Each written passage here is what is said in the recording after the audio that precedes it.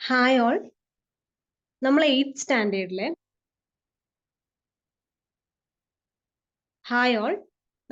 സ്റ്റാൻഡേർഡിലെ life mysteries in little chambers എന്ന് പറയുന്ന chapter ആണ് അല്ലെ നോക്കിക്കൊണ്ടിരിക്കുന്നത്. കഴിഞ്ഞ ക്ലാസ്സിൽ നമ്മൾ എന്തൊക്കെ പഠിച്ചു എന്ന് ഓർമ്മയുണ്ടോ? കഴിഞ്ഞ ക്ലാസ്സിൽ നമ്മൾ മൈക്രോസ്കോപ്പിന്റെ ഭാഗങ്ങളൊക്കെ പഠിച്ചു. അതേപോലെ എന്താ പഠിച്ചു? മാഗ്നിഫിക്കേഷൻ പവർ എന്താണെന്ന് പഠിച്ചു. സെല്ല് ആരാണ് ഡിസ്കവർ ചെയ്തത്, എങ്ങനെ ഡിസ്കവർ ചെയ്തു, ഇതൊക്കെ പഠിച്ചു അല്ലെ. എന്നിട്ട് നമ്മൾ സെൽ ബയോളജി എന്ന് പറയുന്ന ബ്രാഞ്ചിനെ പറ്റിയൊക്കെ സംസാരിച്ചു. സെൽ ബയോളജി എന്ന് പറയുന്ന ഒരു ബ്രാഞ്ച് ഉണ്ട്, ഒരു സയൻസിന്റെ ബ്രാഞ്ച് ആണ് സെൽ ബയോളജി എന്ന് പറയുന്നത്. ആ സെൽ ബയോളജി എന്ന് പറയുന്ന ബ്രാഞ്ചിലൂടെ നമ്മൾ ഒരുപാട് സെല്ലിനെ പറ്റിയും അതിന്റെ ഉള്ളിലെ ഓർഗനൽസും മറ്റു കാര്യങ്ങളും എല്ലാം നമ്മൾ കൂടുതലായി കണ്ടുപിടിച്ചു. അങ്ങനെ ആ സെൽ ബയോളജി എന്ന് പറയുന്ന സയൻസിന്റെ ബ്രാഞ്ച് ഒരുപാട് വളർന്നു, ഡെവലപ്പ് ചെയ്തു എന്നൊക്കെ നമ്മൾ പറഞ്ഞിട്ടുണ്ടായിരുന്നു. എന്നിട്ട് നമ്മൾ പറഞ്ഞു നിർത്തിയത് സെൽ ബയോളജിന്റെ ഹിസ്റ്ററിയിൽ തന്നെ കുറെ പുതിയ കണ്ടുപിടുത്തങ്ങൾ, ഒരുപാട് കണ്ടുപിടുത്തങ്ങൾ നടത്തിയിട്ടുണ്ട് അല്ലെ. അങ്ങനെയാണല്ലോ ആ ഒരു ബ്രാഞ്ച് വളർന്നത്. അപ്പോ ചില സയന്റിസ്റ്റിനെയാണ് പരിചയപ്പെടാൻ പോകുന്നത്. സെൽ ബയോളജി എന്ന് പറയുന്ന ആ ഒരു ബ്രാഞ്ച് ഓഫ് സയൻസിൽ എന്തെല്ലാം കണ്ടുപിടുത്തമാണ് നടത്തിയതെന്ന് നോക്കാം. ആദ്യം നമ്മൾ പഠിക്കാൻ പോകുന്നത് റോബർട്ട് ബ്രൗണിനെ കുറിച്ചാണ്. റോബർട്ട് ബ്രൗൺ എന്താണ് കണ്ടുപിടിച്ചത്? Discovered the centre of the cell. സെല്ലിന്റെ ഒരു സെന്റർ ഭാഗമുണ്ടെന്നും അതിനെ ന്യൂക്ലിയസ് എന്ന് പേര് നൽകുകയും ചെയ്തു.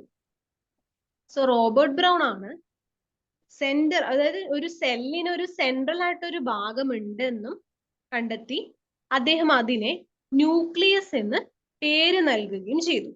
അതാണ് റോബർട്ട് ബ്രൗൺ ചെയ്തത്. ഇനി എം ജി ഷ്ലീഡൻ ചെയ്തെന്താ നോക്കൂ. എം ജി ഷ്ലീഡൻ കണ്ടെത്തിയത് പ്ലാന്റ് ബോഡി എന്ന് പറയുന്നത് made up of cells. Plant body എന്ന് പറയുന്നത് എന്താണ്? Made up of cells. അതായത് എന്താണ് പ്ലാന്റിന്റെ അല്ലെ, ഒരു നമ്മുടെ മനുഷ്യനെ പോലെ തന്നെ പ്ലാന്റ്സിനും എന്താണ്, പ്ലാന്റ്സിന്റെ ശരീരവും എന്തുകൊണ്ടാണ് ഉണ്ടാക്കിയിരിക്കുന്നത്? സെല്ല് കൊണ്ട് അല്ലെ, കോശങ്ങൾ കൊണ്ടാണ് ഉണ്ടാക്കിയിരിക്കുന്നത് എന്ന് ആര് കണ്ടെത്തി? ഷ്ലീഡൻ, എം ജി ഷ്ലീഡൻ കണ്ടെത്തി. ഓക്കെ. അപ്പൊ റോബർട്ട് ബ്രൗൺ കണ്ടെത്തിയ എന്താണ്? സെല്ലിന് ഒരു സെൻട്രൽ ആയിട്ടൊരു ഭാഗമുണ്ടെന്നും അതിനെ ന്യൂക്ലിയസ് എന്ന് ചെയ്തു. ഓക്കെ. ഷ്ലീഡനോ?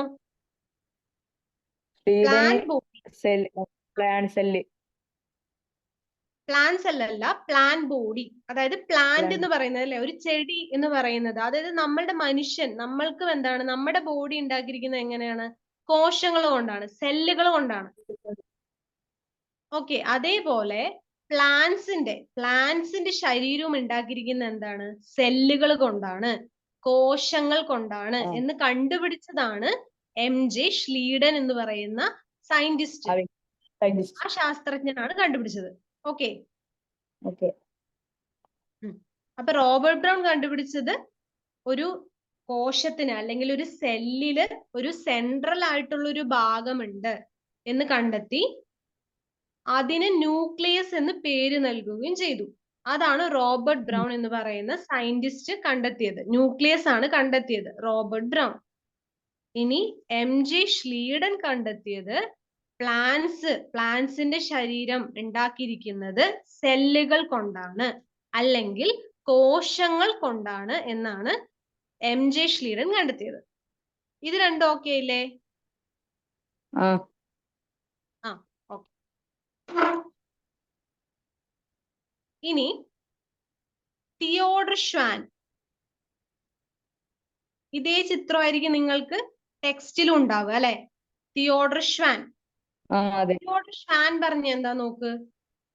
അനിമൽസിന്റെ ബോഡി, അതായത് നമ്മളുടെയൊക്കെ ശരീരം എന്തുകൊണ്ടാണ് ഉണ്ടാക്കിയിരിക്കുന്നത്? സെല്ലുകൾ കൊണ്ടാണ്. പ്ലാന്റ്സിന്റെയും സെല്ലുകൾ കൊണ്ടാണെന്ന് കണ്ടെത്തിയിട്ടുണ്ടായിരുന്നു. ആരാ പ്ലാന്റ്സിന്റെ ബോഡി സെല്ലുകൾ കൊണ്ടാണ് ഉണ്ടാക്കിയിരിക്കുന്നതെന്ന് കണ്ടെത്തിയത്? അത് പേര് ക്ലിയർ അല്ലേ? എം ജെ ആ MJ Schleiden. MJ Schleiden. MJ Schleiden ആണ് പ്ലാന്റ്സിന്റെ ശരീരം കോശങ്ങൾ കൊണ്ടാണ് ഉണ്ടാക്കിയിരിക്കുന്നത് എന്ന് കണ്ടെത്തിയത്. ഇനി ഷ്വാൻ, ഇത് വായിക്കുന്ന എങ്ങനെയാ അറിയോ? തിയോഡർ ഷ്വാൻ, ഇങ്ങനെയാണ് പ്രൊനൗൺസ് ചെയ്യുക കേട്ടോ. തിയോഡർ ഷ്വാൻ എന്നാണ്. നിങ്ങൾക്ക് ഇത്തിരി ബുദ്ധിമുട്ട് തോന്നും ഈ ഒരു പേര് കേൾക്കുമ്പോ, അത് എഴുതിയിട്ട് തന്നെ പഠിക്കുക, എന്നാലേ ഓർമ്മയിൽ നിൽക്കുള്ളൂ. Theodore Schwann. ഓക്കെ, അപ്പൊ അദ്ദേഹം എന്താ കണ്ടെത്തിയത് നോക്ക്. അനിമൽസിന്റെ ബോഡി അല്ലെ, നമ്മൾ അടങ്ങുന്ന നമ്മളുടെ ശരീരം എന്താണ് ഉണ്ടാക്കിയിരിക്കുന്നത്? കോശങ്ങൾ കൊണ്ടാണ്, സെല്ലുകൾ കൊണ്ടാണ് നമ്മളുടെ ശരീരവും നിർമ്മിച്ചിരിക്കുന്നത്, അല്ലെങ്കിൽ നമ്മുടെ ശരീരം ഉണ്ടാക്കിയിരിക്കുന്നത് കോശങ്ങൾ കൊണ്ടാണെന്ന് കണ്ടെത്തിയതാണ് തിയോഡർ ഷ്വാൻ കണ്ടെത്തി. ആ സയന്റിസ്റ്റ് ആണ് അത് കണ്ടെത്തിയത്. ഇനി റുഡോൾഫ് വെർച്യു.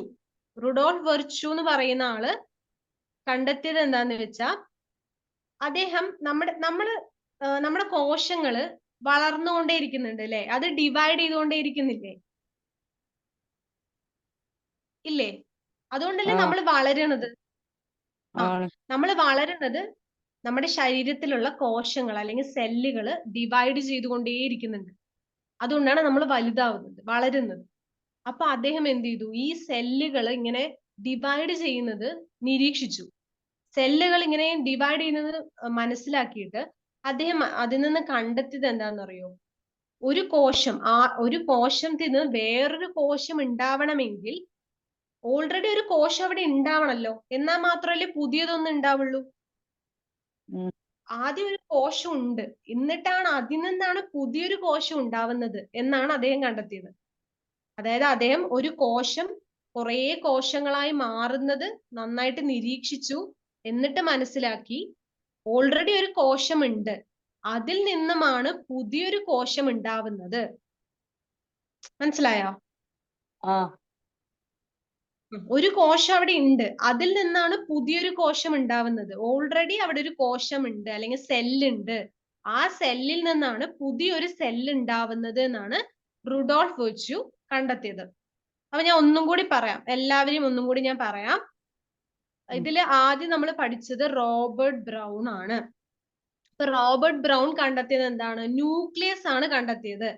ഒരു സെല്ലിന് ഒരു സെൻട്രൽ ആയിട്ടൊരു ഭാഗം ഉണ്ടെന്നും അതിന് ന്യൂക്ലിയസ് എന്ന് പേര് നൽകി റോബർട്ട് ബ്രൗൺ.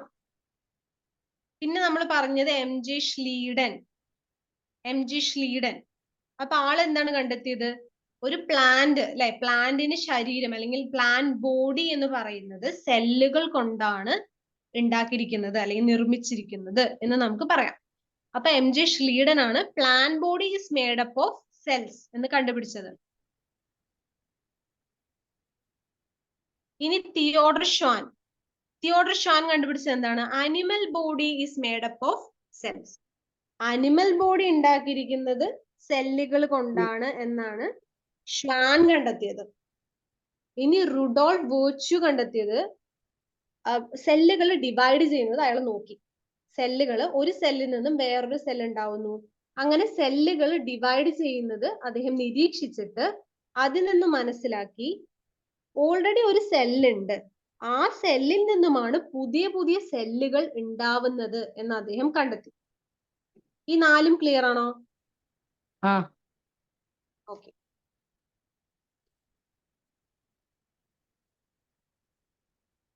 ഇത് നിങ്ങളുടെ ടെക്സ്റ്റിൽ കാണാൻ പറ്റും.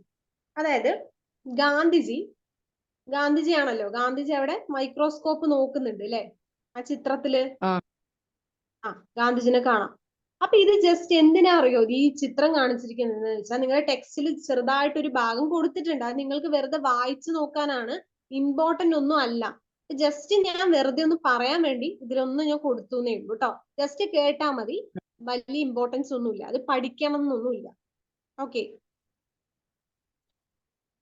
അതായത് മൈക്രോസ്കോപ്പ് നമ്മൾ കണ്ടെത്തിയല്ലോ. മൈക്രോസ്കോപ്പ് ആരാണ് സെല്ല് കണ്ടെത്തിയത്? Robert brown. അറിയോ? റോബർട്ട് ഹുക്ക് ആണ് അല്ലെ. അപ്പൊ റോബർട്ട് ഹുക്ക് സെല്ല് കണ്ടെത്തിയത് സിമ്പിൾ മൈക്രോസ്കോപ്പ് ഉപയോഗിച്ചിട്ടാണ് നമ്മൾ പറഞ്ഞില്ലേ? ആ സിമ്പിൾ മൈക്രോസ്കോപ്പ് ഉപയോഗിച്ചിട്ടാണ് റോബർട്ട് ഹുക്ക്. ഞാൻ കാണിച്ചു തരാം. സിമ്പിൾ മൈക്രോസ്കോപ്പ് ഒന്നും കൂടി കാണിച്ചു തരാം. ഇതേണ്ട,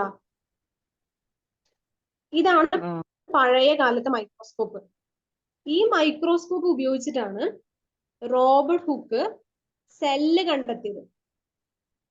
എവിടെന്നാ കണ്ടെത്തിയത്? ഇങ്ങനെ കുപ്പി കണ്ടോ? ഈ കുപ്പിയിൽ മൂടി കണ്ടോ? ആ മരത്തിന്റെ കോർക്ക് പറയും അതിന്. ആ ആ കോർക്കിൽ നിന്നാണ്, ഈ സിമ്പിൾ മൈക്രോസ്കോപ്പിൽ ആ കോർക്ക് വെച്ച് നോക്കിയപ്പോഴാണ് റോബർട്ട് ഹുക്ക് കുറെ ചെറിയ ചെറിയ ചേംബർ പോലെ ചെറുതായിട്ട് ചെറിയ ചെറിയ എന്താ പറയുക സ്പേസ് കണ്ടെത്തി. ആ കോർക്കിൽ നോക്കിയപ്പോ മൈക്രോസ്കോപ്പിൽ, സിമ്പിൾ മൈക്രോസ്കോപ്പിലൂടെ കോർക്ക് നിരീക്ഷിച്ചപ്പോഴാണ് അദ്ദേഹത്തിന് ചെറിയ ചെറിയ ചേംബർ കണ്ടു. അതിന് അദ്ദേഹം പേരിട്ടതാണ് സെല്ലെന്ന്. അത് നമ്മൾ പഠിച്ചതല്ലേ ഓൾറെഡി? അത് ഓൾറെഡി നിങ്ങൾ പഠിച്ചതാണ്. ഓക്കെ, റോബർട്ട് ഹുക്കാണ് സെല്ല് കണ്ടെത്തിയത്. അത് കോർക്ക് മൈക്രോസ്കോപ്പിലൂടെ കോർക്ക് വെച്ച് നോക്കിയപ്പോ ചെറിയ ചെറിയ ചേംബറുകൾ കണ്ടു. അതിനെയാണ് പേര് നൽകിയത്, സെല്ലെന്ന് പേര് നൽകിയത് എന്ന് നമ്മൾ ഓൾറെഡി പഠിച്ചു. അപ്പൊ ഈ മൈക്രോസ്കോപ്പ് കണ്ടെത്തിയപ്പോ നമുക്ക് ഒരുപാട് നേട്ടങ്ങൾ ഉണ്ടായില്ലേ? ഇപ്പൊ ഈ റോബർട്ട് ബ്രൗണും ഷ്ലീഡനും ഇവരെല്ലാവരും ഈ ന്യൂക്ലിയസും അതുപോലെ പ്ലാന്റിന്റെ ഫുൾ ബോഡി മൊത്തം സെല്ലാണ്, അല്ലെങ്കിൽ അനിമൽ ബോഡി സെല്ല് കൊണ്ടാണ് ഉണ്ടാക്കിയിരിക്കുന്നത്. ഇതൊക്കെ എങ്ങനെ കണ്ടെത്തിയിട്ടുണ്ടാവും? മൈക്രോസ്കോപ്പ് ഉപയോഗിച്ചിട്ടായിരിക്കില്ലേ? മൈക്രോസ്കോപ്പ് ഉപയോഗിച്ചിട്ടാണ് അവരിതൊക്കെ കണ്ടെത്തിയത്. അപ്പൊ അതുകൊണ്ട് മൈക്രോസ്കോപ്പിന്റെ കണ്ടെത്തല് ഒരുപാട് എന്തുണ്ടാക്കിയിട്ടുണ്ട്? അതായത് മെഡിസിൻ അല്ലെങ്കിൽ സയൻസ് എന്ന് പറയുന്ന ഫീൽഡില് ഒരുപാട് ഗുണം ഉണ്ടാക്കിയിട്ടുണ്ട്. അത് ജസ്റ്റ് അത് പറയാൻ വേണ്ടി മാത്രമാണ് ഈ ഒരു സ്ലൈഡ് ഇതിൽ ആഡ് ചെയ്തത്. അത്രയേ ഉള്ളൂ. അതായത് നമ്മൾ മൈക്രോസ്കോപ്പ് കണ്ടെത്തിയപ്പോൾ ഒരുപാട് സെല്ലിന്റെ ഉള്ളിലെ കാര്യങ്ങളും സെല്ലും അതുപോലെ സെല്ലിന് ഒരു സെൻട്രൽ ഭാഗമുണ്ട്, ന്യൂക്ലിയസ് ഉണ്ടെന്നും അങ്ങനെ നമ്മൾ ഒരുപാട് കണ്ടെത്തി. ഒരുപാട് കണ്ടെത്തലുകൾ ഈ മൈക്രോസ്കോപ്പ് എന്ന് പറയുന്നത് കണ്ടെത്തിയപ്പോൾ സെല്ലുകളെ പറ്റിയും അതിന്റെ ഉള്ളിലെ കാര്യങ്ങൾ, സെൽ ഓർഗനൽസ് എന്ന് പറയുന്ന കാര്യങ്ങൾ അതൊക്കെ നമ്മൾ പഠിക്കുന്നുണ്ട്. മൈറ്റോകോൺട്രിയ അതുപോലെ തന്നെ റൈബോസോം, ഇതിനെയൊക്കെ പറ്റി പഠിക്കും. അപ്പൊ അതൊക്കെ കണ്ടെത്തിയത് എവിടെ നിന്നാണ്? ഈ മൈക്രോസ്കോപ്പ് വന്നപ്പോഴാണ് നമ്മൾ ഇത്രയും കാര്യങ്ങൾ കണ്ടെത്തിയത്. ഓക്കെ, ഇത് പഠിക്കണം, ഇത് ഇമ്പോർട്ടന്റ് ആണ്. Cell theory. സെൽ തിയറി എന്ന് പറയുന്നത് എന്താണ്? കേട്ടില്ല. എക്സാമിന് ചോദിക്കും. ഇമ്പോർട്ടന്റ് ആണ് സെൽ തിയറി. സെൽ തിയറി നമ്മൾ ഓൾറെഡി പഠിച്ചില്ലേ? രണ്ട് സയന്റിസ്റ്റിനെ പഠിച്ചില്ലേ? MJ Schleiden and Theodor Schwann എന്ന് പറഞ്ഞിട്ട് പഠിച്ചിട്ടുണ്ടായിരുന്നല്ലോ. MJ ഷ്ലീഡൻ എന്തായിരുന്നു കണ്ടെത്തിയത്? പ്ലാന്റിന്റെ ബോഡി ഓഫ് പ്ലാന്റ് സെൽ. അതെ, വെരി ഗുഡ്. പ്ലാന്റ് ബോഡി ഉണ്ടാക്കിയിരിക്കുന്നത് സെല്ലുകൾ കൊണ്ടാണെന്ന്. അതേപോലെ തിയോഡർ ഷ്വാൻ എന്തായിരുന്നു? Dividing the cell. അല്ല, അതല്ല. Animal body is made up of cells. അനിമലിന്റെ ബോഡി, അതായത് animal body is made up of cells എന്നാണ്. നീ പറഞ്ഞത് എന്താ അറിയോ? നീ പറഞ്ഞത് റുഡോൾഫ് വെർച്യു, അദ്ദേഹം കണ്ടെത്തിയതാണ് പറഞ്ഞത്.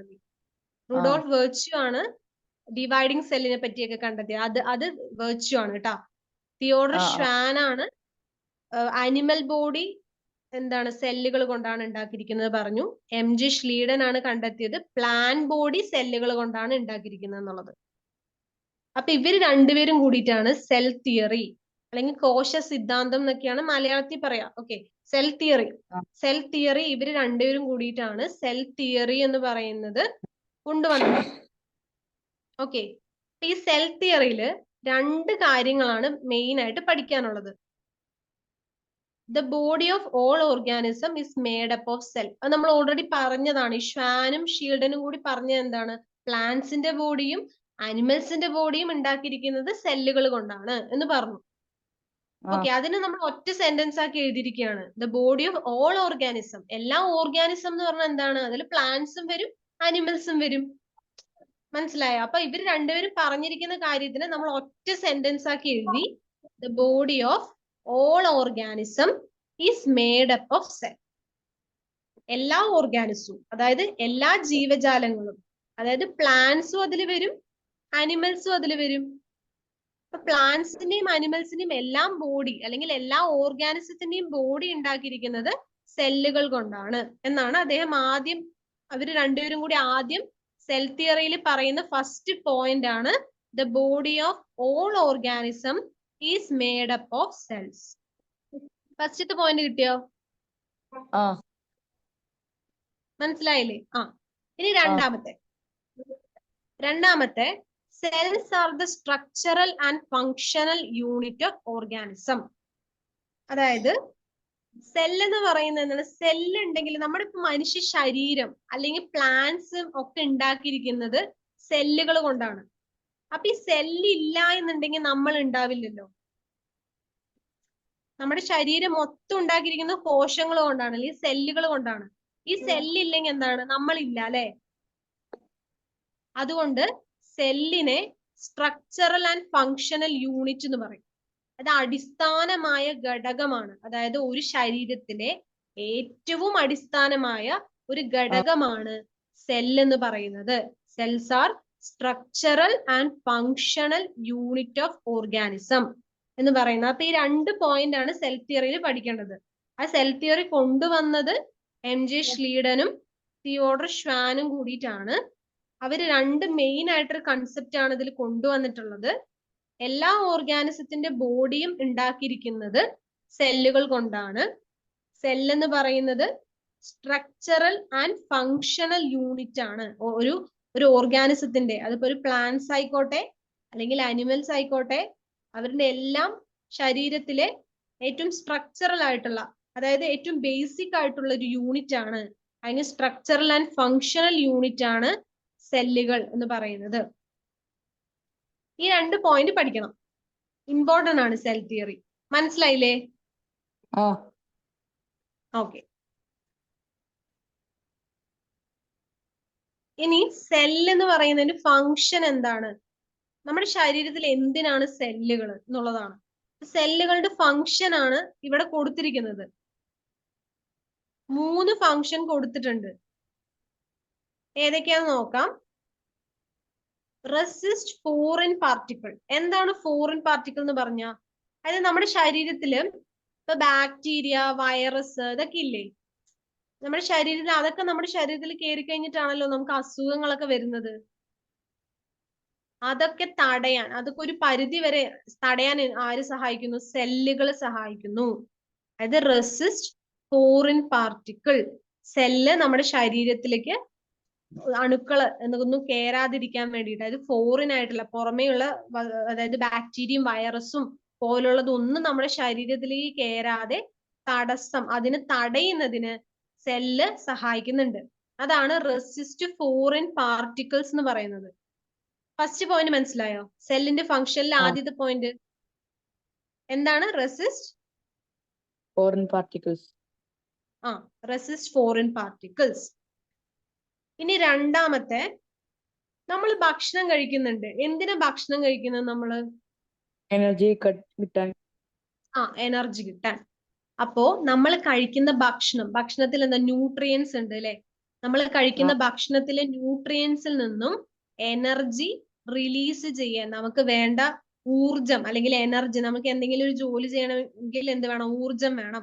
ആ ഊർജം റിലീസ് ചെയ്യുന്നത്, അല്ലെങ്കിൽ ആ ഊർജത്തിന് അല്ലെങ്കിൽ എനർജിനെ റിലീസ് ചെയ്യുന്നത് ആരാണ്? സെല്ലാണ്.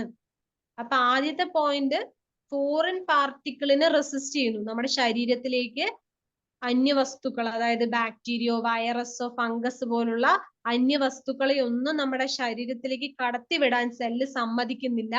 അതിനെ റെസിസ്റ്റ് ചെയ്യുന്നു. രണ്ടാമത്തെ, നമ്മൾ കഴിക്കുന്ന ഭക്ഷണത്തിൽ നിന്നും ഊർജം അല്ലെങ്കിൽ എനർജിനെ എന്ത് ചെയ്യുന്നുണ്ട്? റിലീസ് ചെയ്യുന്നുണ്ട്. ആണ് രണ്ടാമത്തെ പോയിന്റ്. ഇനി മൂന്നാമത്തെ പോയിന്റ്, സിന്തസിസ് ബയോമോളിക്യൂൾ. എന്താണ് ബയോമോളിക്യൂൾ എന്ന് പറയുമ്പോൾ? പ്രോട്ടീൻ ഒക്കെ ഇല്ലേ? പ്രോട്ടീൻ ഒക്കെ ഉണ്ടാക്കുന്നത്, നമ്മുടെ ശരീരത്തിന് ആവശ്യമായിട്ടുള്ള പ്രോട്ടീൻസ് ഒക്കെ ഉണ്ടാക്കുന്നത് ഈ സെല്ലാണ്. ഈ സെല്ലില് ഉള്ളില് കുറെ കാര്യങ്ങളുണ്ട്. സെൽ ഓർഗനൽസ് എന്ന് പറയും. ആ സെൽ ഓർഗനൽസ് ആണ് എന്ത് ചെയ്യുന്നത്? അതില് നമ്മൾ പഠിക്കുന്നുണ്ട് റൈബോസോം എന്നൊക്കെ പറഞ്ഞിട്ട്. അതൊക്കെയാണ് പ്രോട്ടീൻ ഉണ്ടാക്കുക. അപ്പൊ സെല്ലിന്റെ ഒന്നാമത്തെ ജോലി എന്തായിരുന്നു? പറ, എന്റെ കൂടെ പറഞ്ഞു. Resist foreign particles. Resist foreign particle. രണ്ടാമത്തെ Release energy from nutrients. മൂന്നാമത്തെ Synthesize biomolecules. Synthesis biomolecules. അപ്പൊ ആദ്യത്തെ പറഞ്ഞത് റെസിസ്റ്റ് ഫോറിൻ പാർട്ടിക്കിൾ. അത് പുറമേയുള്ള ബാക്ടീരിയ, ഫംഗസ് പോലുള്ള അങ്ങനെയുള്ള അണുക്കളെ ഒന്നും നമ്മുടെ ശരീരത്തിലേക്ക് കടക്കാൻ സമ്മതിക്കാതെ തടയുന്നു. Resist foreign particles. Release energy from nutrients. നമ്മൾ കഴിക്കുന്ന ഭക്ഷണത്തിൽ നിന്നും എനർജിനെ റിലീസ് ചെയ്യുന്നു. മൂന്നാമത്തെ സിന്തസിസ് ബയോമോളിക്യൂൾ. അതായത് പ്രോട്ടീനും അതുപോലുള്ള പ്രോട്ടീൻ, കാർബോഹൈഡ്രേറ്റ് പോലുള്ള ഈ സ്റ്റാർച്ച് എന്നൊക്കെ പറയുന്നത്, ഇത് പ്രോട്ടീൻ ഒക്കെ എന്ത് ചെയ്യുന്നുണ്ട്? പ്രോട്ടീൻ ഒക്കെ സിന്തസൈസ് ചെയ്യാൻ, ഉണ്ടാക്കാനായിട്ട് സഹായിക്കുന്നു ഓക്കെ. അപ്പൊ സെല്ല് എന്ന് പറയുന്നത് നമ്മുടെ സെല്ലിൽ ഒരുപാട് കാര്യങ്ങൾ നടക്കുന്നുണ്ട്. ഈ സെല്ലിന്റെ ഉള്ളിൽ കുറെ കാര്യങ്ങളുണ്ട്. സെൽ ഓർഗനൽസ് എന്ന് പറയും. നിങ്ങൾ പഠിച്ചിട്ടുണ്ടാവും, ചെറിയ ക്ലാസ്സുകളിലൊക്കെ പഠിച്ചിട്ടുണ്ടാവില്ലേ? ഒരു സെല്ലിന്റെ ഉള്ളിൽ പലതരം സൈറ്റോപ്ലാസം ഉണ്ട്, സെല്ലില് ന്യൂക്ലിയസ് ഉണ്ട്, സെൽ വാൾ ഉണ്ട്. ഇതൊക്കെ പഠിച്ചിട്ടില്ലേ? ഇപ്പൊ ഒരു പ്ലാന്റ് സെല്ലാണ് ഞാനിവിടെ എടുത്തിരിക്കുന്നത്. അപ്പൊ പ്ലാന്റ് സെല്ലിൽ തന്നെ അതിന്റെ പുറമെ ഏറ്റവും പുറത്ത് എന്തുണ്ട്? സെൽ വാൾ ഉണ്ട്. പിന്നെ അതിന്റെ ഉള്ളിൽ സെൽ മെംബ്രെയിൻ ഉണ്ട്. പിന്നെ സൈറ്റോപ്ലാസം ഉണ്ട്, ന്യൂക്ലിയസ് ഉണ്ട്, വാക്യൂള്, മൈറ്റോകോൺട്രിയോൺ, ഗോൾഗി അപ്പാരറ്റസ്, ഇങ്ങനെ കുറേ സാധനങ്ങൾ നമുക്ക് പ്ലാന്റ് സെല്ലില് കാണാൻ പറ്റുന്നുണ്ട്. അപ്പൊ ഇതിൽ ഓരോന്നും എന്താണ്? ഇപ്പോ ഇതിൽ നമുക്ക് കുറെ കാര്യങ്ങൾ അറിയാം. സെൽ വാളിനെ പറ്റിയും സെൽ മെംബ്രെയിനും. അതൊന്നും അത്ര ഇമ്പോർട്ടന്റ് ആയി പഠിക്കണ്ട. ഇമ്പോർട്ടന്റ് ആയി പഠിക്കാനുള്ളത് മൈറ്റോകോൺട്രിയോൺ എന്ത് ചെയ്യും, വാക്യൂൾ എന്തിനാണ് സെല്ലില്, അതേപോലെ ക്ലോറോപ്ലാസ്റ്റ് എന്തിനാണ്, അതായത് പ്ലാസ്റ്റിഡുകൾ എന്തിനാണ്, ഗോൾഗി അപ്പാരറ്റസ് എന്തിനാണ്, ഇതൊക്കെയാണ് നമ്മൾ പഠിക്കാൻ പോകുന്നത്. ഒരു സെല്ലിന് പലതരം ഭാഗങ്ങളുണ്ട്. ഒരു പ്ലാന്റ് സെല്ലാണ് നമ്മൾ ഇവിടെ എടുത്തിരിക്കുന്നത്. അപ്പൊ പ്ലാന്റ് സെല്ലില് ഈ ഓരോന്നും, അതായത് വാക്യൂൾ എന്ത് ചെയ്യുന്നു, മൈറ്റോകോൺട്രിയോൺ എന്ത് ചെയ്യണു നമുക്ക് നോക്കാം.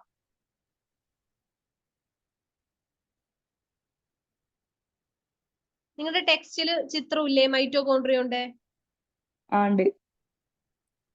ഉണ്ട് അല്ലെ? ഇതേപോലെ തന്നെയല്ലേ ഇരിക്കുന്നത്?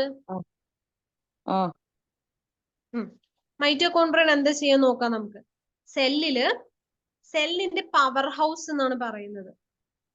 സെല്ലിന്റെ പവർ ഹൗസ് എന്നറിയപ്പെടുന്നത് കാരണം ഇത് എനർജി എന്ത് ചെയ്യും? ഇത് എനർജി സ്റ്റോർ ചെയ്ത് വെക്കും.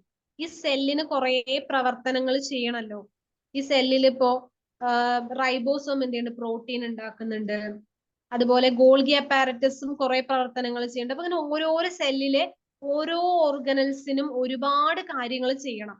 അപ്പൊ ഇതിനൊക്കെ എനർജി വേണമല്ലോ. ഈ ഓർഗനൽസിനൊക്കെ എനർജി വേണം. അപ്പൊ ഇതിനെല്ലാത്തിനും എനർജി കൊടുക്കാനും അതേപോലെ എനർജി സ്റ്റോർ ചെയ്ത് വെക്കാനും എല്ലാം സഹായിക്കുന്നത് മൈറ്റോകോൺട്രിയൻ ആണ്. Power house of the cell എന്നറിയപ്പെടുന്നു. Helps in the production and storage of energy. Energy store ചെയ്ത് വെക്കുന്നു, എനർജി പ്രൊഡ്യൂസ് ചെയ്യുന്നു. മൈറ്റോകോൺട്രിയൻ എന്താണ്? Power house of the cell. ഏറ്റവും കൂടുതൽ കാണപ്പെടുന്നത് ലിവർ, ബ്രെയിന്, മസിൽസിലൊക്കെയാണ്. ലിവറിൽ കാണപ്പെടുന്നുണ്ട്, ബ്രെയിനിൽ കാണപ്പെടുന്നുണ്ട്, മസിൽസിൽ കാണപ്പെടുന്നുണ്ട്. അപ്പൊ ഇവിടെയൊക്കെയാണ് എനർജി കൂടുതൽ വേണ്ടത്. നമ്മുടെ ബ്രെയിൻ ഒക്കെ വർക്ക് ചെയ്യണമെങ്കിൽ നമുക്ക് ഒരുപാട് എനർജി വേണം. അപ്പൊ ബ്രെയിൻ, അതുപോലെ ലിവറില്, നമ്മുടെ മസിൽസ് ഒക്കെ. അപ്പൊ മസിൽസിലൊക്കെ കൂടുതലും എന്തുണ്ടാവും? ആ മസിൽസിന്റെ കോശങ്ങൾ അല്ലെങ്കിൽ സെല്ലിലൊക്കെ കൂടുതൽ മൈറ്റോകോൺട്രിയൻ ഉണ്ടാവും. ഇപ്പൊ ലിവർ എടുത്തു കഴിഞ്ഞാൽ ലിവറിന്റെ സെല്ലുകളിലൊക്കെ കൂടുതൽ മൈറ്റോകോൺട്രിയൻ ഉണ്ടാവും.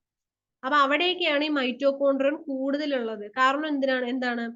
ഒരുപാട് എനർജി ആവശ്യമാണ്. ഈ ലിവറിനാണെങ്കിലും ബ്രെയിനാണെങ്കിലും മസിൽസിലൊക്കെ ഒരുപാട് എനർജി ആവശ്യം കൂടുതലായതുകൊണ്ട് ഇവിടെയൊക്കെ കൂടുതൽ മൈറ്റോകോൺട്രിയൻ കാണപ്പെടുന്നു. അപ്പൊ power house of the cell ആരാണ്? ഏത് സെൽ ഓർഗനാണെന്ന് ചോദിച്ചാൽ എന്ത് പറയും? Power house of the cell ചോദിച്ചാ മൈറ്റോകോൺട്രിയോൺ. Very good. മൈറ്റോകോൺഡ്രിയൻ ആണ് power house of the cell. അത് എനർജി സ്റ്റോർ ചെയ്യാനും പ്രൊഡ്യൂസ് ചെയ്യാനും സഹായിക്കുന്നു. Production helps in the production and storage of energy. ഏറ്റവും കൂടുതൽ കാണപ്പെടുന്നത് ലിവറില്, ബ്രെയിനില്, പിന്നെ മസിൽസിലും ആണ് കാണപ്പെടുന്നത്. എവിടെയൊക്കെയാണ് കാണപ്പെടുന്നത്? എവിടേക്കാണ് ഏറ്റവും കൂടുതൽ മൈറ്റോകോൺഡ്രിയൻ കാണപ്പെടുന്ന സ്ഥലമൊക്കെ എവിടെയാണ്?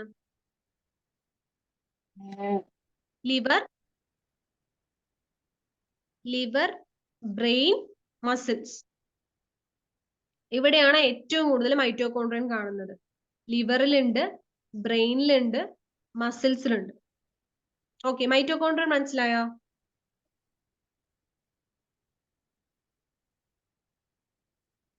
മനസ്സിലായില്ലേ മൈറ്റോകോൺഡ്രിയൻ? ഓക്കെ. ഇനി അടുത്ത സെൽ ഓർഗൻ ആണ് എൻഡോപ്ലാസ്മിക് റെട്ടിക്കുലം എന്ന് പറയുന്നത്. അതിൽ കാണുമ്പോ തന്നെ നിങ്ങൾക്ക് മനസ്സിലാവും കുറെ വഴികളൊക്കെ കാണുന്നുണ്ട് അല്ലെ? അതുകൊണ്ട് ഇതിനെ സെല്ലിലെ പാസേജ് എന്നാണ് പറയുന്നത്. കുറെ വഴികൾ പോലെയൊക്കെ കാണുന്നതുകൊണ്ട് ഇതിന് പാസേജ് ഇൻ ദ സെൽ, സെല്ലിലെ പാസേജ് ആണ്. അതായത് മെറ്റീരിയലുകൾ, ഒരുപാട് മെറ്റീരിയലുകൾ ഉണ്ട് നമ്മുടെ സെല്ലില്. ഒരുപാട് മെറ്റീരിയലുകൾ സെല്ലിന്റെ ഉള്ളിലേക്കും പുറത്തേക്കും പോകുന്നത് ഈ സെൽ ഓർഗനിൽ വഴിയാണ്. അത് കണ്ടക്ഷൻ ഓഫ് മെറ്റീരിയൽ, സെല്ലിന്റെ ഉള്ളില് ഈ മെറ്റീരിയൽ പോകുന്നത്. അതായത് ഇപ്പോ ന്യൂക്ലിയസിൽ നിന്നും ഈ എൻഡോപ്ലാസ്മിക് റെട്ടിക്കുലത്തിലേക്ക് വരിക, അങ്ങനെ എൻഡോപ്ലാസ്മിക് റെട്ടിക്കുലത്തിൽ നിന്ന് വേറെ സെൽ ഓർഗനിലേക്ക് കൊണ്ടുപോവുക, ഇതെല്ലാം നടക്കുന്നത്. അതായത് ഈ എൻഡോപ്ലാസ്മിക് റെട്ടിക്കുലം വഴിയാണ് മെറ്റീരിയൽസ് എന്ത് ചെയ്യുന്നത്? കണ്ടക്ഷൻ നടക്കുന്നത്. കണ്ടക്ഷൻ ഓഫ് മെറ്റീരിയൽസ്, ഈ സെല്ലിന്റെ ഉള്ളിൽ കണ്ടക്ഷൻ നടക്കുന്നത് അല്ലെങ്കിൽ ട്രാൻസ്പോർട്ട് നടക്കുന്നത് എൻഡോപ്ലാസ്മിക് റെട്ടിക്കുലം വഴിയാണ്. അതുകൊണ്ട് പാസേജ് ഇൻ ദ സെൽ, സെല്ലിലെ പാസേജ് എന്നറിയപ്പെടുന്നതാണ് എൻഡോപ്ലാസ്മിക് റെട്ടിക്കുലം. ഈ എൻഡോപ്ലാസ്മിക് റെട്ടിക്കുലത്തിന് നമ്മൾ സൈറ്റോസ്കെലിട്ടൺ എന്ന് പറയും. എന്താണ് സൈറ്റോസ്കെലിട്ടൺ എന്ന് പറഞ്ഞാൽ? കോശാസ്ഥികൂടം എന്നാണ് പറയാം മലയാളത്തില്. നമുക്കൊരു അസ്ഥികൂടം ഉണ്ടല്ലോ. നമ്മുടെ അസ്ഥികൂടം എന്തിനാണ്? നമുക്ക് ഒരു ഉറപ്പ് നൽകാൻ, ശരീരത്തിന് ഒരു ഉറപ്പും ഷേപ്പും നൽകാനാണ് നമ്മളുടെ ശരീരത്തിൽ നമുക്ക് അസ്ഥികൂടം ഉള്ളത്. അതുപോലെ കോശത്തിന്റെ അസ്ഥികൂടമാണ് എന്ത്? എൻഡോപ്ലാസ്മിക് റെട്ടിക്കുലം ആണ് എന്ത്? കോശാസ്ഥികൂടം. ഇത് സൈറ്റോസ്കെലിട്ടൺ. ഓക്കെ, അപ്പൊ അത് എന്തിനാണ്? സെല്ലിന് ഷേപ്പും അതുപോലെ ഉറപ്പും നൽകാനാണ്. ഫേംനെസ് എന്ന് പറഞ്ഞാൽ ഉറപ്പാണ്. സെല്ലിന് ഉറപ്പും ഷേപ്പും നൽകാനാണ് എൻഡോപ്ലാസ്മിക് റെട്ടിക്കുലം ഉള്ളത് കോശത്തില് അല്ലെങ്കിൽ സെല്ലില്. അതിന് നമ്മൾ സൈറ്റോസ്കെലിട്ടൺ എന്നാണ് എൻഡോപ്ലാസ്മിക് റെട്ടിക്കുലത്തിന് പറയാം. ഓക്കെ, മനസ്സിലായില്ലേ? അപ്പൊ എൻഡോപ്ലാസ്മിക് റെട്ടിക്കുലം എന്ന് പറയുന്നത് സെല്ലിലെ പാസേജ് എന്നറിയപ്പെടുന്നു.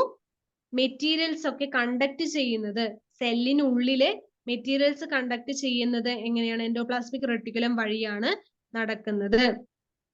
എൻഡോപ്ലാസ്മിക് റെട്ടിക്കുലത്തിന് സൈറ്റോസ്കെലിട്ടൺ എന്ന് പറയുന്നുണ്ട്. അത് കോശാസ്ഥികൂടം എന്ന് പറയുന്നുണ്ട്. കോശാസ്ഥികൂടം എന്തിനാണ്?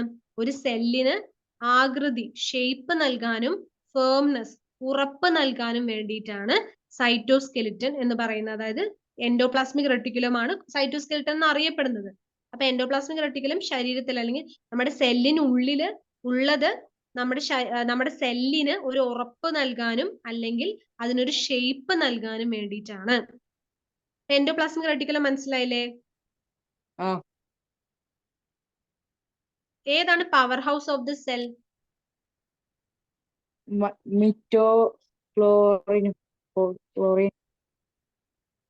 മൈറ്റോകോൺഡ്രിയോൺ. മൈറ്റോകോൺഡ്രിയോൺ ആണ് power house of the cell എന്ന് നമ്മൾ പറഞ്ഞത്. അത് ഏറ്റവും കൂടുതൽ എവിടെയാ കാണപ്പെടുന്നത്?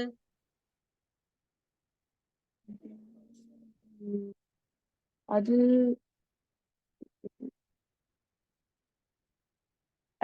ലിവർ,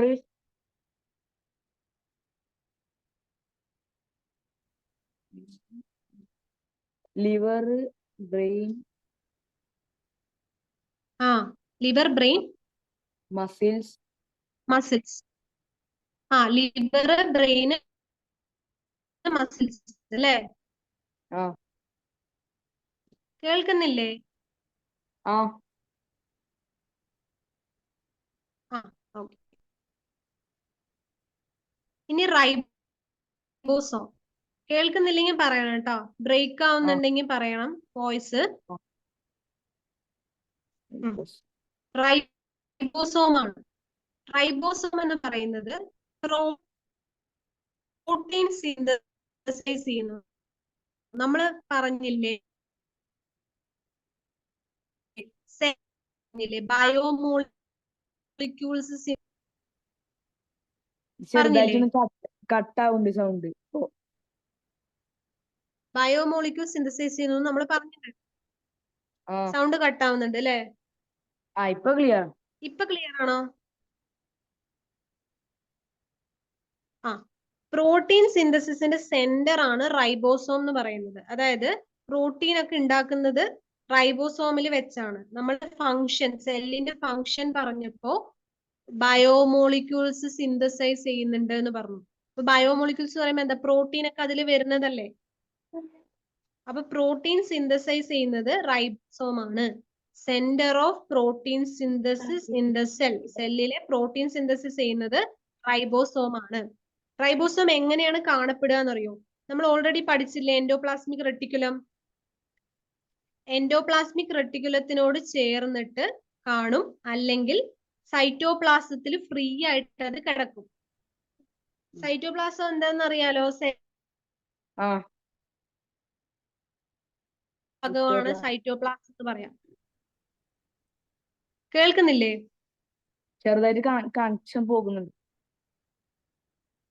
കട്ടായി പോകുന്നുണ്ട് അല്ലേ?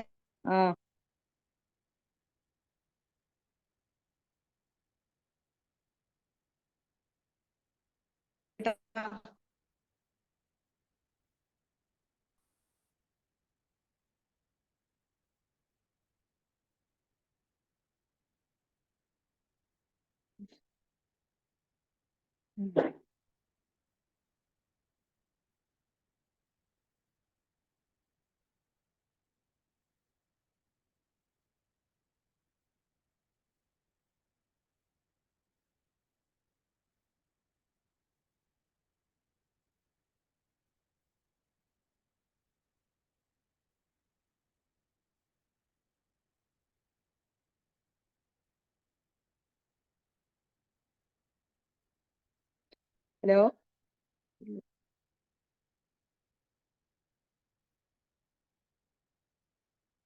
ഹലോ.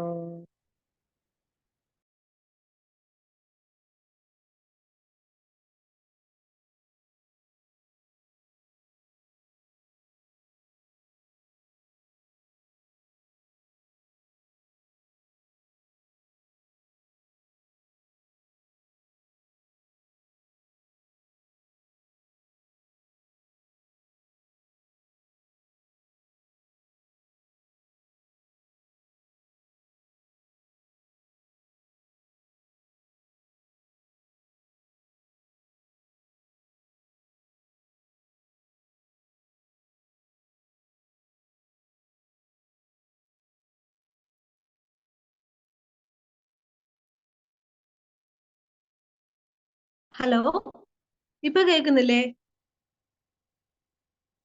ഹലോ, കേക്കുന്നുണ്ട്. ഇപ്പൊ കേൾക്കാൻ പറ്റുന്നുണ്ടോ? ശരി, ഒരു മിനിറ്റ് കേട്ടോ.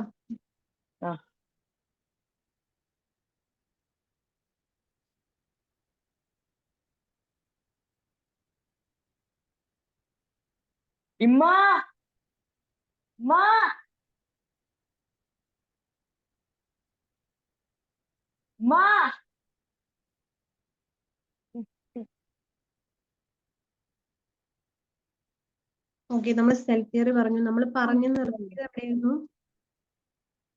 റൈബോസം. റൈബോസം. നമ്മൾ മൈറ്റോകോൺഡ്രിയം കഴിഞ്ഞു, എൻഡോപ്ലാസ്മിക് റെട്ടിക്കുലം പറഞ്ഞു. റൈബോസം എന്ന് പറയുന്നത് എന്താണ്? ഇപ്പോ സെന്റർ ഓഫ് പ്രോട്ടീൻ സിന്തസിസ്. അതായത് ഒരു സെല്ലിലെ പ്രോട്ടീൻ ഉണ്ടാക്കുന്നത് എവിടെ വെച്ചിട്ടാണ്? റൈബോസോമിൽ വെച്ചിട്ടാണ് പ്രോട്ടീൻ ഉണ്ടാക്കുക. അപ്പോൾ centre of protein synthesis in the cell. അതൊന്നില്ലെങ്കിൽ അത് എവിടെയാണ് എങ്ങനെയാണ് കാണപ്പെടുക നോക്കിയോ. എൻഡോപ്ലാസ്മിക് റെട്ടിക്കുലം നമ്മൾ പറഞ്ഞില്ലേ, എൻഡോപ്ലാസ്മിക് റെട്ടിക്കുലത്തിനോട് ചേർന്നിട്ട് കാണും. അല്ലെങ്കിൽ സൈറ്റോപ്ലാസത്തില് ഫ്രീ ആയിട്ട് കിടക്കും. സൈറ്റോപ്ലാസം എന്താണെന്ന് അറിയില്ലേ? എന്താണ് സൈറ്റോപ്ലാസം?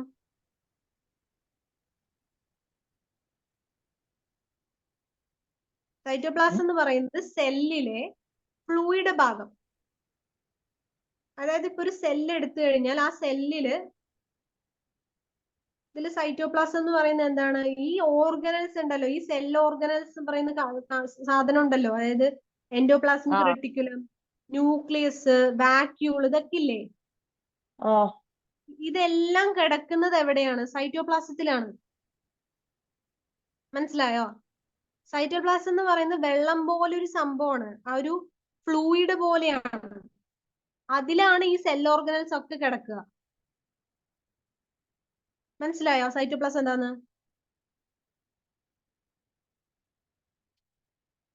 ഹലോ,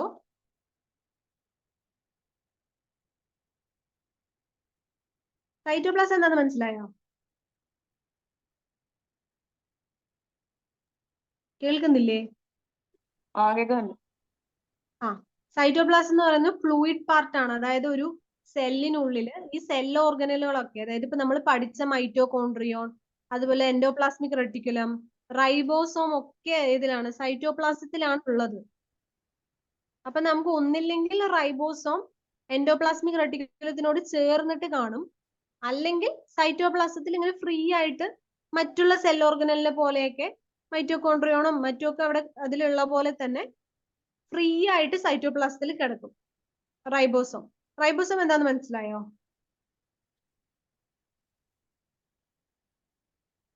റൈബോസോം ഓക്കെ ആയില്ലേ? ഓക്കെ. അപ്പൊ എന്തായിരുന്നു power house of the cell?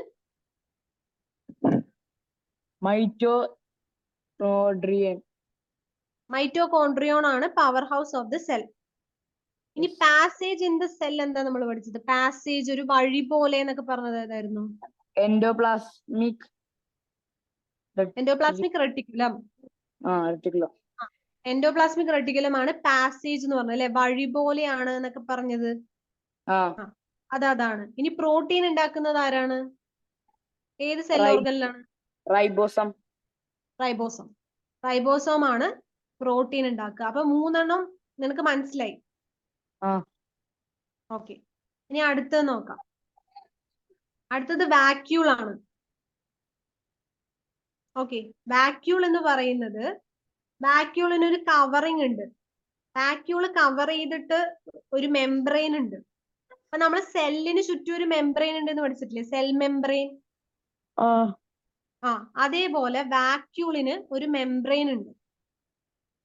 അതിന് നമ്മൾ പറയുന്ന പേരാണ് ടോണോപ്ലാസ്റ്റ്. എന്താണ്? ടോണോപ്ലാസ്റ്റ് എന്ന് പറയുന്ന ഒരു മെംബ്രെയിൻ ആണ് വാക്യൂളിന് ചുറ്റും കവർ ചെയ്തിട്ട് വാക്യൂളിന് ചുറ്റും നമുക്ക് കാണാൻ പറ്റും. അതാണ് ടോണോപ്ലാസ്റ്റ് എന്ന് പറയുന്നത്. എന്തിനാണ് വാക്യൂൾ എന്നറിയോ?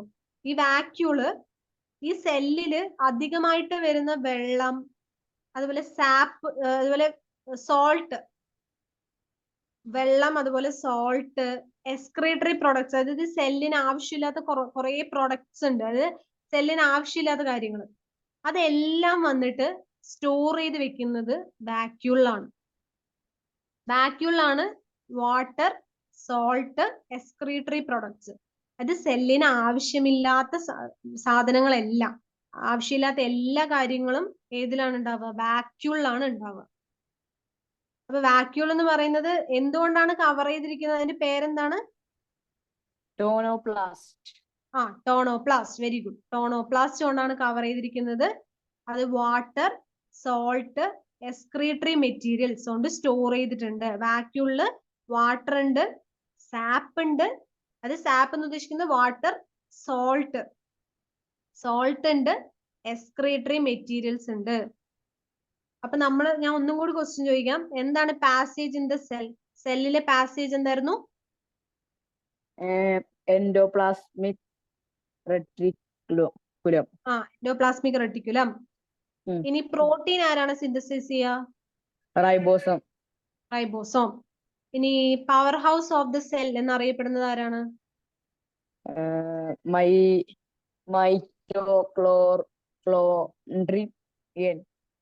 മൈറ്റോകോൺഡ്രിയ.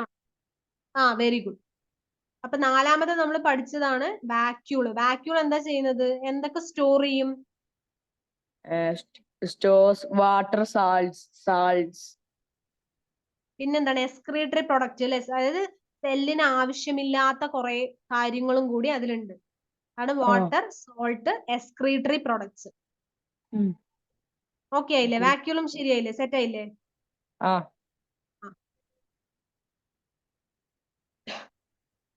ഇനി അടുത്തത് Golgi complex. Okay, Golgi complex എന്ന് പറയുന്നത് സെല്ല് കുറെ അധികം സെക്രീഷൻസ് ഒക്കെ പുറത്തുവിടും. അതായത് സ്രവങ്ങൾ എന്ന് പറയും. ഹോർമോണ്, എൻസൈമുകള്, മ്യൂക്കസ് എന്നൊക്കെ പറയുന്ന കാര്യങ്ങൾ. അത് ഈ മ്യൂക്കസ് എന്നൊക്കെ പറയുന്നത് നമ്മുടെ ശരീരത്തിൽ നമ്മുടെ കുടലൊക്കെ ഇല്ലേ, നമ്മുടെ കുടലിന്റെ ഒക്കെ ഉൾഭാഗത്ത് കാണപ്പെടുന്ന ഒരു സംഭവമാണ് ഈ മ്യൂക്കസ് എന്നൊക്കെ പറയുന്നത്. ഓക്കെ, അപ്പൊ ഈ മ്യൂക്കസ്, അതുപോലെ ഹോർമോണുകള്, എൻസൈമുകള്, ഇതെല്ലാം ഈ സെല്ല് എന്ത് ചെയ്യും? സെല്ല് പുറത്തേക്ക് വിടുന്ന സംഭവം, അതായത് സെക്രീറ്റ് ചെയ്യുന്നതാണ്, സ്രവിപ്പിക്കുന്നതാണ്. സെല്ല് പുറത്തേക്ക് സെക്രീറ്റ് ചെയ്യുന്ന സംഭവങ്ങളാണ് എൻസൈമുകള്, ഹോർമോണുകള്, മ്യൂക്കസുകൾ എന്നൊക്കെ പറയുന്നത്. ഇതെല്ലാം ചെറിയ ചെറിയ സെഞ്ചികളില്, അതായത് കുഞ്ഞു കുഞ്ഞു വെസിക്കിൾസില്, അതായത് സ്തരസെഞ്ചികൾ എന്നാണ് മലയാളത്തിൽ പറയാ. കുഞ്ഞു കുഞ്ഞു സെഞ്ചിയിൽ എന്ത് ചെയ്യും? കളക്ട് ചെയ്യും.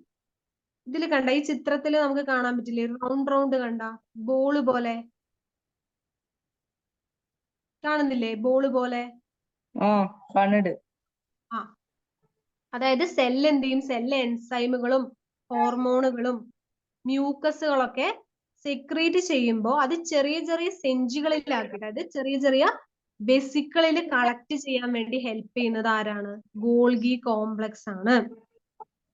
നമ്മള് മൈറ്റോകോൺഡ്രിയൻ പഠിച്ചപ്പോ മൈറ്റോകോൺഡ്രിയൻ ഏറ്റവും കൂടുതൽ കാണപ്പെടുന്നത് എവിടെയാന്നാ പഠിച്ചത്?